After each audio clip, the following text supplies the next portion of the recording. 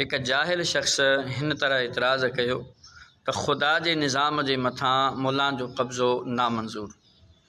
उन जाहिल शख्स खे जवाब आहे त अॼु ताईं अव्हां ईअं त कोन चयो त मेडिकल जे मथां डॉक्टरनि जो कब्ज़ो नामंज़ूर, स्कूलनि जे मथां टीचरनि जो कब्ज़ो नामंज़ूर, ॿनिनि जे मथां हारियुनि जो कब्ज़ो नामंज़ूर, बिजली जे मथां वापडा जो कब्ज़ो नामंज़ूर। अॼु ताईं तव्हां हिन तरह एतिराज़ नाहे कयो। दरअसल हर अक़लमंद माण्हू, जंहिंखे मामूली ही माण्हू अक़ल खां ख़ाली आहिनि, ही दीन बेज़ार जेको तबिक़ो आहे, दीन मुख़ालिफ़ जेको तबिक़ो आहे, ही अक़ल सां आरी ख़ाली पैदल आहिनि।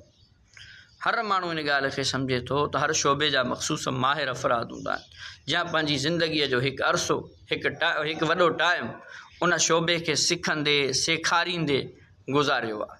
त यकीनन उन जी मालूमात, उन जी महारत या उन जो इल्मु इन हवाले सां उन्हनि माण्हुनि खां काफ़ी अॻिते जिन जो इन शोबे सां ताल्लुक़ु नाहे रहियो। अहिड़े ई तरीक़े सां दीन इस्लाम हिकु मुकमल ज़ाबिता हयात आहे। इब्तिदा खां वठी इंतहा ताईं ज़िंदगी जे हर मोड़ में तव्हां असांजी रहनुमाई कंदड़ जेको प्यारो दीन आहे, तव्हां असांजो दीन इस्लाम आहे। त हीउ मुकमल दीन सिखण सेखारण जे लाइ असांखे बि माहिरनि जी ज़रूरत पवंदी। यकीनन अव्हां को दीनी मसइलो कंहिं मोचीअ खां, कंहिं भंगीअ खां, कंहिं बेरे खां, कंहिं मज़दूर खां, कंहिं अहिड़े दीन बेज़ार खां, लादीन खां न पुछंदो, छो जो हीउ उनजो शोबो न आहे, हीउ उनजो शोबो न आहे, हीउ उनजो फील्ड न आहे। हिन हवाले सां उनखे का मालूमात कोन्हे। बसि सोशल मीडिया ते 2 पोस्टूं ॾिसी हू मुकमल दीन खे त नथो सम्झी सघे न मुंहिंजा साईं।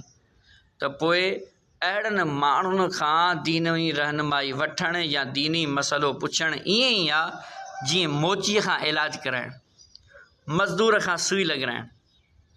यकीनन को बि अक़लमंद इन ॻाल्हि खे क़बूल न कंदो। त अहिड़े ई तरीक़े सां हीउ जेको जाहिलाना एतिराज़ आहे त बाबा ख़ुदा जे दीन जे मथां, ख़ुदा जे निज़ाम जे मथां मुल्ला जो कब्ज़ो नामंज़ूर, त मुल्ला उलमा मशाइख़ दीन जा ख़ादिम आहिनि। इन्हनि पंहिंजी ज़िंदगीअ जो हिकु वॾो अरसो दीन सिखणु सेखारणु सम्झणु सम्झाइण में गुज़ारियो आहे। त यकीनन दीनी हवाले सां इन्हनि जी मालूमात आला अतम अकमल आहे उन्हनि जे मुक़ाबले में जन जो ही शोबो नाहे रहियो। त अक़लमंद माण्हू जो कमु हीअ आहे त हर उन शोबे जे हवाले सां उन शोबे जे माहिरनि सां राबितो करे। त यकीनन तव्हां असांखे बि घुरिजे पंहिंजे उलमा किराम सां मरबूत रहूं। अहिड़नि जाहिलनि खां, दीन बेज़ार तबिके खां यकीन ॼाणियो हिननि खे वटि करणु ॾांहुं न अचे, इस्तिंजा करणु ॾांहुं न अचे, गुस्ल जा फ़र्ज़ पुछोनि, तड़ लाहिणु ॾांहुं न अचेनि। हिननि खे जॾहिं इब्तिदाई मालूमात आहे दीनी पाकी पलीती, इन्हनि शयुनि जी ख़बर कोन्हे, पोइ इन्हनि खां छा दीनी मालूमात, छा दीनी इल्मु अहिड़नि जाहिलनि खां हासिलु कबो? न, असां उलमा किराम जा ग़ुलाम हुयासूं, ग़ुलाम आहियूं, ग़ुलाम रहंदासूं।